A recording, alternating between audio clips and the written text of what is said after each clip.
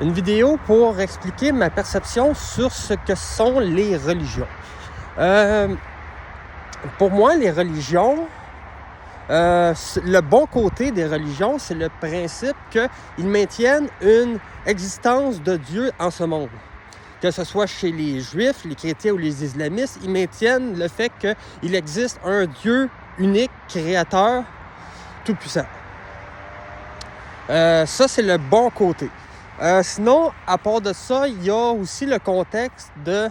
par exemple, Jésus nous donne sur le contexte dans le sens chez les Juifs, des scribes et des pharisiens, de les écouter, mais de ne pas faire ce qu'ils font parce qu'ils disent, mais ils ne font pas. Dans le fond, ce que je veux dire, c'est que chaque religion va donner des faits qui vont être vrais, mais derrière ça, ils vont sortir des choses qui, eux autres, par leur perception, vont amener à une contradiction avec les Écritures. C'est sûr que la mentalité de vouloir s'enrichir avec de l'argent derrière ça emmène à pousser sur ce dont on ne comprend pas, à inventer quelque chose sur ce que l'on ne comprend pas pour dire « on le comprend ». Puis là, c'est ça que ça veut dire, qui va être dans le sens de ce que je dis, là, une contradiction avec les Écritures. Jusqu'au jour où que quelqu'un va arriver et va dire « ben non, c'est pas ça, regardez, c'est ça ». Puis là, à ce moment-là, c'est la révolte. Forcément, on s'entend très bien là-dessus. Il y a de la révolte qui se forme derrière ça. Donc, en d'autres mots, pour moi, la vérité ne se trouve juste pas. Elle n'existe juste pas. La vérité se trouve dans les écrits, mais on ne la comprend pas. Notre perception est mauvaise. On n'a pas la bonne perception de la vie pour comprendre vraiment ce que les écrits essayent de nous expliquer. Le jour où que la vérité, ce feu, qui est le décret du Messie, Jésus, va être comprise, c'est là que ça va faire beaucoup de chamboulements dans le monde. Si je donne, par exemple, il y a aussi un autre point, c'est sur le contexte des islamistes sur le prophète Mohammed. On entend souvent parler de ça, que les islamistes ne veulent pas que le prophète Mohammed, il fasse une image. On parle d'une image apparence, là, une image charnelle. Par dessin, tout ça, par photo, peu importe. On ne veut pas faire une image de Mohammed. Le problème derrière ça, c'est que ce soit une image dans ce contexte-là ou non, ça ne change rien sur la vérité. On parle plutôt ici, comme je peux comprendre, d'une image. Par exemple, si je donne l'exemple qu'on fait des fausses accusations sur moi, qu'on commence à dire des mensonges sur moi en se servant de mon nom, en disant ça, alors que c'est faux. Puis là, on est en train de former une autre image que mon vraie image à moi, de ce que je suis vraiment. Là, on va parler de faire une fausse image de moi.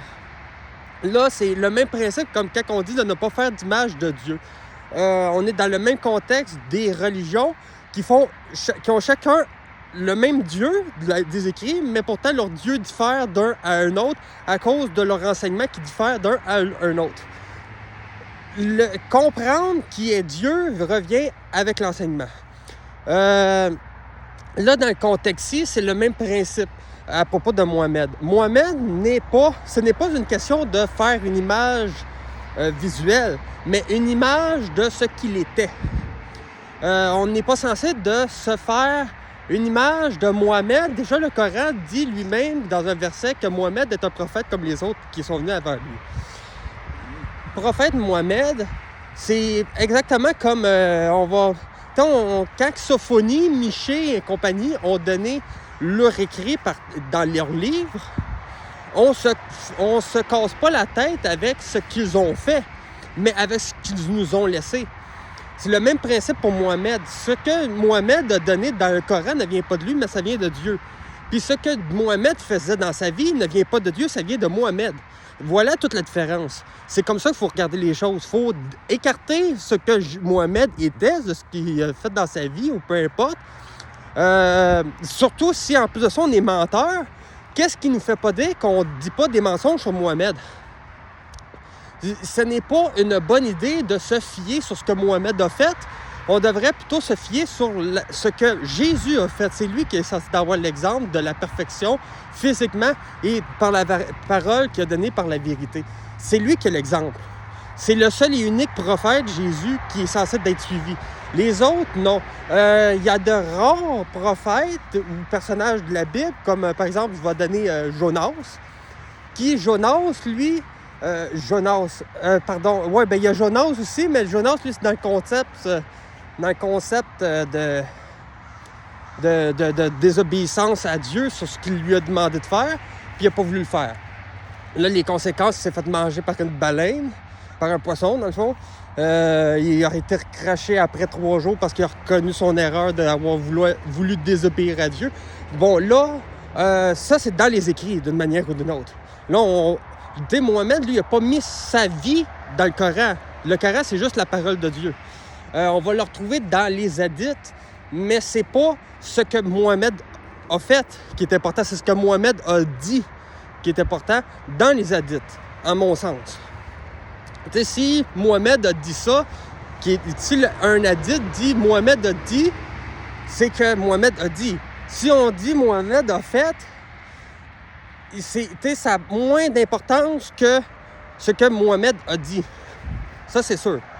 Ça me semble évident que ce n'est pas ce qu'un homme, un simple homme, a fait, mais ce qu'il va avoir transcrit avec ce que Dieu lui a donné. Dans le contexte de celui que je voulais dire, c'était pas Jonas, c'était Job. Job, qui lui, c'est son exemple de son maintien, de son ambition de vouloir absolument plaire à Dieu en lui demandant, dans le fond, y a-tu pardon? Parce que dans le fond, c'est un peu... parce que dans le fond, Job, il rapporte aussi le fait que les démons sont sous l'ordre de Dieu, toujours. Dieu leur ordonne de ne pas s'en prendre à Job en dernier, à la fin de son livre, qu'ils peuvent s'en prendre à qui qu'ils veulent sur la terre, mais pas à Job. Lui, il leur interdit de s'en prendre à Job. On va avoir le début, dont c'est les démons qui sont appelés fils de Dieu, qui viennent à Dieu. Et ils disent s'il perd tout et tout, il va te laisser tomber. Il va arrêter de te suivre. Il va te cracher dessus, puis tout. Bref, il va cracher sur le nom de Dieu, tout ça.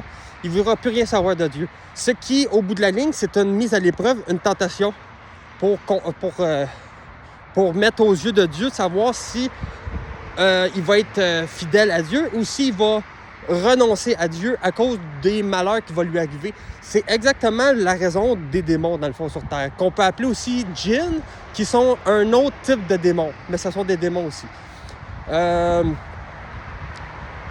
Fait que Job, lui, c'est son exemple de ce qu'il a fait, de maintenir son amour envers sa volonté de vouloir plaire à Dieu, sur le fait de rester sur le contexte de tout ce qui lui arrivait et qui pourtant continuait à maintenir cette force envers Dieu. Ça, c'est l'un des rares moments, ça va être l'un des rares moments auxquels on va avoir dans un livre de la Bible, par exemple. Ce qu'on ne retrouvera pas, par exemple, dans le Coran comme tel, à part des histoires qu'il y a eu avant le Coran. Donc, ce qui était déjà Jésus et les prophètes avant, Moïse, tout ça. Sinon, à part de ça, comme je dis, Michée, Sophonie, peu importe, eux autres, ils ont Jérémie, il n'est pas montré comme tel qu'est-ce qu'il a fait. Qu'est-ce qui s'est passé, oui, mais c'est ce qu'il venait nous dire par l'entremise de ce que Dieu lui a demandé de venir nous dire qui est important ici. Fait que c'est vraiment ce qui est écrit dans les textes qu'il faut regarder. Si on commence à regarder ce que les prophètes ont fait, on va complètement s'égarer, puis notre perception ne sera pas bonne parce qu'on s'en vient détourner des choses qui vont en contradiction avec ce qui est écrit. Donc, justement, de faire attention parce que on peut dire bien des mensonges sur une personne, puis au bout de la ligne, c'est faux. Puis là, on est en train de détourner tout le monde, ce qui fait de nous des satans. Des personnes qui sont en train de tromper comme des hypocrites le monde avec leurs mensonges. C'est ça qu'on appelle des diables, des satans. Fait que l'important, le point principal, ce sont ce qui est donné dans les écrits. Ça, c'est dans le contexte de l'islam, à propos de ce qu'il... J'ai l'impression que l'islam met beaucoup, beaucoup d'importance en avant sur ce que Mohamed a fait, plus que ce que Jésus a fait. Comme si il voyait Mohamed comme le Messie, alors que ce n'est pas le Messie, c'est juste un prophète. Alors que Jésus, lui, est le Messie, qui appelle Isa, dans le fond. C'est ça, dans le fond, le point clé du problème, pourquoi que les islamistes ont une mauvaise perception du Coran, par exemple, ou des textes avant le Coran. Ça, c'est le point qui est la perte de contact avec la réalité qui vient des islamistes. Ou encore, comme Nostradamus il dit, la vérité qui est indivisible avec les Irakiens, mais à cause d'une perte de contact. Une perte de contact avec la réalité, dans le fond. Ce qu'ils veulent dire, dans un sens. C'est à peu près ça, là. Dans le fond, le problème des islamistes, comme je peux voir, c'est qu'ils n'ont pas les yeux assez plongés dans les écrits, mais plus sur les prophètes, dont Mohamed, dans le fond. Comme je dis, c'est pas Mohamed qui fait. C'est ce que Dieu a donné par Mohamed qui est important, et non pas ce que Mohamed a fait. C'est pas lui. Parce que ce que Mohamed a fait, c'est Mohamed qui l'a fait, pas Dieu. Ce que Mohamed a donné, ce n'est pas Mohamed qui l'a donné, c'est Dieu. Voilà toute la différence. C'est vers Dieu qu'il faut se tourner, et non pas vers les prophètes. Dans le contexte, si on revient maintenant dans le contexte des religions chrétiennes. Les religions chrétiennes vont dire, par exemple, il nous arrivera rien, puis c'est eux qui vont subir.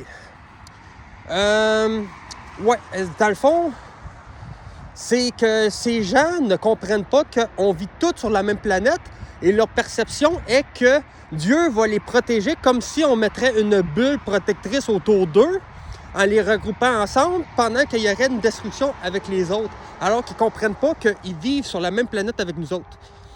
Ce n'est pas une question de protection, mais c'est une question, comme le Coran vient sur le fait que il faut qu'il y ait une façon de se défendre face aux gens insensés. Parce que sinon, comment on va faire pour se défendre si on n'a pas ça?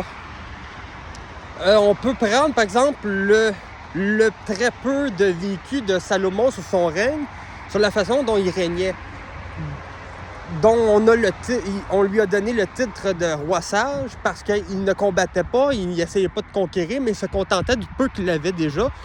Puis tout cela lui suffisait. Ça, c'est dans le contexte des dirigeants dans le monde, c'est l'exemple qu'eux autres doivent prendre sur le procédé de comment protéger leur peuple. Si leur but, ce n'est pas de protéger le peuple, mais de l'anéantir pour conquérir, pour agrandir, bien, ils font partie de ceux qui vont s'anéantir durant la fin. C'est ça que moi, je vois plutôt. Forcément, les religions prédisent les choses du temps de la fin sur comment ça va se produire, mais leur mensonge va se dévoiler tout simplement avec le temps. Le temps, d'année en année, plus qu'à un moment donné, c'est parce que ce qui va arriver, puis ça je peux le dire bien ouvertement, c'est qu'une religion chrétienne va se faire anéantir. Puis après ça, il va y en avoir un autre qui va se faire anéantir. Puis après ça, il y en a un autre qui va tomber. Ce qui va apeurer, qui va terrifier les religions chrétiennes qui vont voir les autres religions. Puis derrière ça, ils vont quand même maintenir le fait qu'on est protégé, alors qu'eux autres même n'étaient pas protégés, mais qu'ils vont dire qu'il y avait des mensonges, ils mentaient, alors qu'ils ne voient même pas qu'eux autres ont des vérités, mais à cause de leurs petits mensonges qui détournent des faits. Parce que les religions chrétiennes, avec ce que je vois, c'est qu'on nous annonce de rester chez nous, on s'assied sur notre cul, sur notre chaise, on regarde la télé, on se pogne le cul. Puis quand c'est le temps d'aller travailler, tu vas travailler. Puis quand tu reviens chez vous, tu vas te coucher, puis tu continues ta routine de même. Pour eux autres, c'est ça. Puis il va y avoir la paix, il ne nous arrivera rien, mais il va arriver des choses aux autres qui ne croient pas ou qui croient mensonge. C'est exactement de cette façon-là que ces gens-là vont se faire tuer chez eux. C'est justement pas la bonne façon d'enseigner. Mais eux autres, ils enseignent comme ça parce que derrière, ils peuvent venir nous quêter de l'argent pour s'enrichir par-dessus nous. C'est ça, dans le fond, qu'il faut dénoncer normalement par la vérité de ce que les religions font. Mais on ne le fait pas. On est bien capable. J'ai remarqué aussi que nous, dans les pays chrétiens, on est bien fort pour parler contre les religions chrétiennes, mais on ne va jamais rentrer dans le contexte des islamistes à cause de 2 points. La première, c'est qu'on est incapable, trop incompétent pour ouvrir un livre, puis de le lire, puis quand on le lit, on n'arrive pas à le comprendre. Mais encore, faut-il qu'on l'ouvre, qu'on le lise pour commencer à faire des débats avec eux autres. Mais si on ne le fait pas, c'est sûr qu'on préfère fermer notre gueule et rien dire. Puis le deuxième point, c'est le contexte que certains islamistes vont employer les grandes méthodes, ils vont prendre les missiles, les armes, tout ça, puis vont faire mourir des gens, ce qui terrifie beaucoup de personnes dans des pays chrétiens, comme la France, l'Angleterre, le Canada, les États-Unis, tout ça. Ça va les terrifier parce qu'ils ne voudront pas bousculer les choses. L'affaire, c'est que pendant qu'on ferme notre gueule, le mensonge continue de subsister plutôt, puis la vérité ne se dévoile pas plus. Parce qu'on a peur de combattre ce genre de choses pour... Tu sais, ce n'est pas une simple... Si je pourrais expliquer, dans le fond, la différence avec les Juifs, les chrétiens et les islamistes. Déjà, venir sur le point direct, sur le contexte des islamistes, sur le fait que c'est eux qui sont les mieux placés pour comprendre la vérité. C'est juste parce que leur direction, elle est mal stabilisée. Elle n'est pas stable. S'ils l'entendent, là, la voie va se stabiliser. Seulement que ça va faire des divisions des islamistes. Ça, je l'avais déjà dit avant. C'est sûr que la vérité elle-même est censée de chambouler le monde, est censée de faire des divisions, c'est censé de faire des chicanes dans les maisons, dans les familles, les amis, les couples, tout ça, comme Jésus y annonce dans les évangiles canoniques. Fait qu'on sait déjà que ça va chambouler beaucoup de choses, la parole de Jésus. Mais c'est sûr que si on ne l'a jamais compris et qu'on nous berne de plusieurs choses, le jour où la vraie religion, si je peux dire ça de même, la vérité dans le fond, viendrait à entendre, ça ferait beaucoup de révoltes. Dont la raison justement pourquoi que Nostradamus dit dans son message que cela lui a amené à retirer sa plume du papier et sa langue au populaire. En d'autres mots, au lieu de faire comme les autres prophètes puis de venir enseigner par la parole aux gens, lui, en l'ayant appris, la vérité, il a préféré se taire puis de la laisser pour le temps de la fin.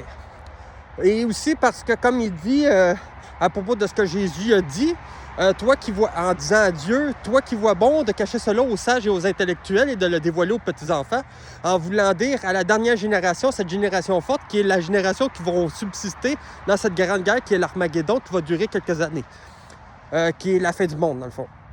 C'est exactement à la fin que la vérité est censée être déclenchée. Comme quoi, la vérité, durant tous ces siècles, n'a jamais été réellement. C'est simplement qu'on nous berne de toutes sortes de façons en nous enseignant, puis nous, on croit. C'est pour cette raison que ça demande beaucoup de courage pour dévoiler la vérité. Parce que si on ne dévoile pas la vérité, eh bien, on fait partie de ceux qui sont timides puis qui préfèrent continuer à vivre leur petite routine de vie en pensant que rien va leur arriver. C'est ce qui revient à la même direction que d'emprunter la voie de croire les religions chrétiennes qui nous disent de pas... venez chez nous, vous allez être protégés. Dieu va vous protéger si vous venez chez nous. Chaque religion chrétienne va dire ça. Puis c'est pour cette raison que quand la vérité vient, il y a persécution venant des religions face à ceux qui la proclament, la vérité. Parce que pour eux autres, ça ne fonctionne pas. Les fanatiques de chaque religion, ça ne fonctionne pas. Les enseignants qui réussissent à se faire de l'argent puis à survivre en ce monde avec l'argent, ça ne fonctionne pas. Ce qui revient, dans le fond, c'est ceux qui proclament la vérité qui sont le plus mis en avant en humiliation. Tandis que les autres, eux autres, ne veulent pas s'humilier, mais c'est plutôt sous hypocrisie de vouloir continuer avec ce qu'on l'a. C'est exactement si je donne par exemple les pays. Un pays, la culture, qu'on va appeler la culture, les gens vont être dépendamment de la culture. Mais la personne qui naît dans un pays ne définit pas ce qu'il est réellement. Parce que, oui, il y a la culture, mais derrière ça, il y a aussi la prise de conscience. Donc, un raisonnement, une sagesse d'écouter, puis une intelligence de comprendre.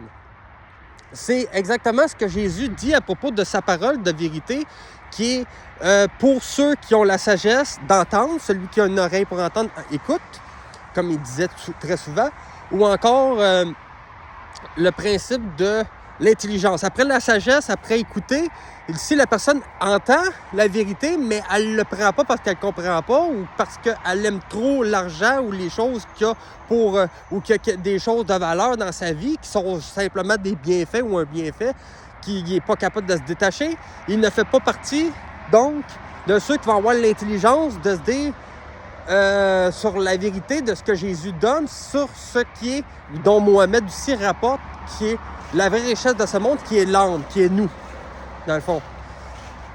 Et c'est ça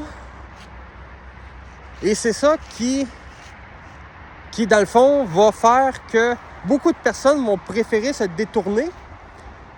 Et c'est là qu'on appelle l'Armageddon, aussi la géhenne, qui est le feu. Le feu qui est le décret de Jésus, qui est ignoré. Donc, à partir de ce moment-là, le monde ignore, les religions ignorent, tout le monde ignore, ce qui fait que là, à ce moment-là, tout le monde sont destinés, pendant cette guerre, à mourir. C'est ça, dans le fond, les catastrophes. Puis la religion chrétienne qui est la mieux placée pour vraiment décrire ce genre de choses qui va arriver durant le temps de la fin, c'est l'Église catholique romaine. Pourquoi? J'en ai aucune idée. C'est eux autres qui, avec ce qu'ils disent sur la fin, qui sont les mieux placés, qui disent vraiment le mieux les choses. Même si ils décrivent pas tout en détail, il manque certains détails, c'est pas tout décrit. Il y a aussi le concept, le contexte du diable, au lieu pour nous détourner de nos malfaisances, pour remettre ça sur le dos du diable. Ce qui engendre forcément des folies, comme le monde qui sont dans des psychiatries, puis qui crient « le diable, le diable, le diable », puis là, ça part à crier. Puis là, nous autres, en psychiatrie, on a encore plus de jobs à cause des mensonges des religions chrétiennes. Ça, c'est un gros problème. Fait que pour moi, là, ma perception sur ce qui est des religions, c'est ça. Les Juifs et les chrétiens, ils n'ont pas une grosse différence parce que avant notre ère, il y avait les scribes et les pharisiens qui changeaient certaines choses, puis ils nous trompaient pour mieux nous diriger. Ensuite, durant notre ère, depuis la venue de Jésus, ensuite, tu as les Romains en l'an 70 qui ont attaqué le temple, qui sont venus chercher les écrits aux Juifs, tout ça, puis qui ont pris en main la vérité. Seulement qu'eux autres ont fait de même. Puis en cachant les choses, ils nous empêchent du même fait de comprendre la vérité. Et il est là le problème. Fait que, en d'autres mots, si on peut dire, celui qui il donne le mieux pour l'Apocalypse sur le temps de la fin, les choses, c'est l'Église catholique romaine. Par contre, il y a un petit problème, c'est le contexte de la Trinité, à propos du Père, du Fils et du Saint-Esprit qui sont la même personne. En réalité, il y a le Père qui est Dieu, il y a le Fils qui est le Messie que Dieu a envoyé, le Père qui a envoyé son Fils, parce que sinon, il ne dirait pas mon Père qui est aux cieux si ça aurait été lui Dieu, ce qui est incohérent. Puis pourtant, il y a encore du monde aujourd'hui qui continue à embarquer dans ce genre de niaiserie-là en pensant que c'est vrai. Puis même, ils vont enseigner de même, alors qu'il y a un manque de raisonnement. Donc, l'intelligence n'est pas là. S'ils n'ont pas l'intelligence de comprendre, même s'ils ont la sagesse d'écouter, ils vont se révolter contre la vérité. Ça en est un exemple. Puis il y a le Saint-Esprit dont Jésus il dit très bien que quand celui-ci va arriver, il nous annoncera toutes les choses qui sont à venir. Il ne parlera pas d'un mouvement, de son propre fond, mais tout ce qu'il entend, il le dira, il vous annoncera les choses à venir. Il parlera du péché, du jugement et de la justice. Du péché parce que, dans le fond, il y en a un, c'est parce qu'il s'en va vers le Père et on ne le verra plus. Le deuxième, c'est à cause que le prince de ce monde a été jugé. Et le troisième, c'était quoi déjà? Parce que vous ne marchez pas dans mes pas. En d'autres mots, vous ne suivez pas précisément ce que Jésus demande. On ne suit pas ce que Jésus demande. À cause de ça,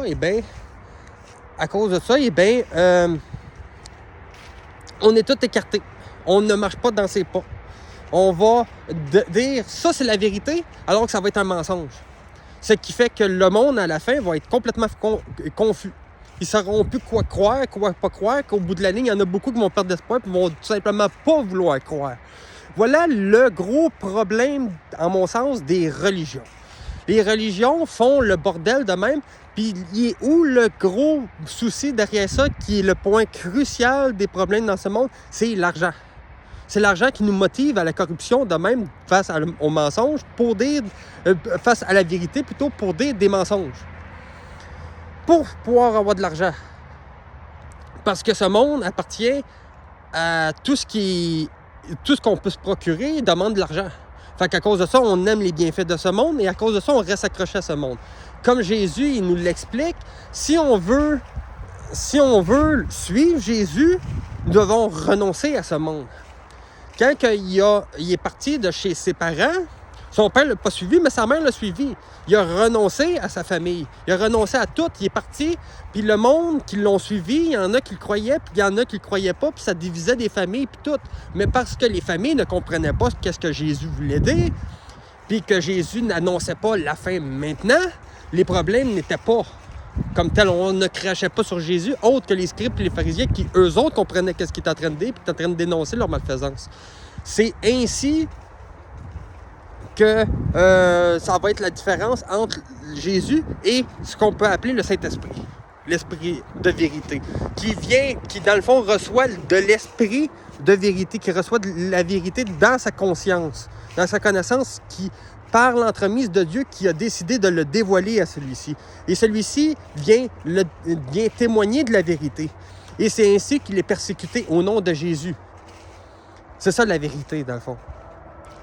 Du moins, c'est cohérent avec ce qui est donné dans les écrits, dans les textes. Si on vient à donner autre chose, si on commence à donner... c'est ça, dans le fond, les débats. C'est ça qu'on appelle combattre dans la voie de Dieu. On ne parle pas, dans le Coran, on ne va pas parler nécessairement de se battre avec les armes, mais très souvent, on va parler de combattre dans la voie de Dieu, dans le sens auquel, comme un prophète va parler par la parole. Il va donner la vérité par sa parole, puis il va combattre contre le mensonge. Pour que ainsi, après ça, quand le mensonge est dévoilé, une bonne fois pour toutes, même si la personne essaie de cacher son mensonge, dès qu'il est dévoilé, il est choqué. Il est en colère parce que le mensonge ne tient plus. C'est ce qu'on appelle être humilié par la vérité. C'est ça la force de Dieu. C'est la vérité. Puis derrière ça, il y en a qui ne le prennent pas. Alors, ils sont un danger pour ceux qui témoignent de la vérité. Ainsi, il faut qu'il y ait des gens qui aient des armes pour protéger le troupeau. C'est ça, la vérité sur ce que donnent tous les écrits, dont le Coran, qui vient conformément avec ce que Jésus nous a laissé dans les évangiles. Fait en d'autres mots, moi, ce que je comprends derrière les religions, c'est qu'il y a un gros manque de compréhension des écrits par motivation de vouloir se faire de l'argent. On voit l'argent, on ne veut pas voir nous, alors on s'en fout qu'on ait la vérité ou non. Nous, notre intention, c'est de s'enrichir. Alors que déjà, dès qu'une religion demande de l'argent, Jésus, lui, n'a jamais demandé d'argent. Jésus, quand on lui venait pour lui donner de l'argent, il disait « Si tu veux me donner de l'argent, donne-le aux pauvres. » C'est ainsi qu'on appelle s'entraider, faire la volonté du Père. Et c'est cet exemple-là qu'on doit prendre. Et non pas l'exemple que les religions font en enseignant puis en demandant de l'argent en arrière. Ce n'est pas ça la bonne façon. Il ne faut pas penser pour nous, il faut penser pour les autres. Il ne faut pas être nombriliste. C'est important de penser aux autres qui sont dans le besoin, encore pire que nous autres. Pour qu'ainsi on soit égaux, puis que le maître soit comme l'esclave et que l'esclave soit comme le maître. C'est ça la vérité. C'est tout simplement ça que je voulais partager ici à propos de ma perception de ce qui est les religions. Merci, au revoir.